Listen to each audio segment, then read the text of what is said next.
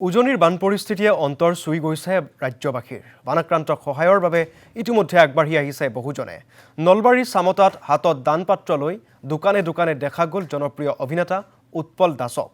জনপ্ৰিয় অভিনেতা উৎপল দাসৰ লগতে এজাক শিল্পী কলাকুশলী নামি পৰিছে ৰাজপথত মানুহে মানুহৰ বাবে এটিদিন উজনিৰ বানাক্ৰান্তৰ দুখত সমভাগী হৈ বান সাহায্য সংগ্ৰহ কৰিছে থিয়েটাৰ কলাগুৰুৰ প্ৰযোজকৰ লগতে শিল্পী কলাকুশলীসকলে শুকুৰবাৰে পশ্চিম নলবাৰীৰ হোলমাৰা সামতা আদি অঞ্চলৰ দোকানে দোকানে আৰু ৰাজ্যৰ মাজত বানাক্ৰান্তৰ বাবে হাতত দানপাত্ৰ লৈ বান সাহায্য সংগ্ৰহ কৰে অভিনেতা উৎপল দাসে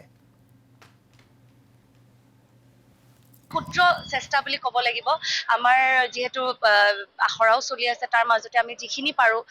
নলবাৰীবাসী ৰাইজক ধন্যবাদ জ্ঞাপন কৰিছো ইমানখিনি সহায় আগবঢ়োৱাৰ কাৰণে গতিকে এনেকুৱা অসমৰ ইমান এটা জটিল সময়ত আমি অসমীয়াৰ লগত থাকিব লাগিব সদায় আৰু সদায় আছো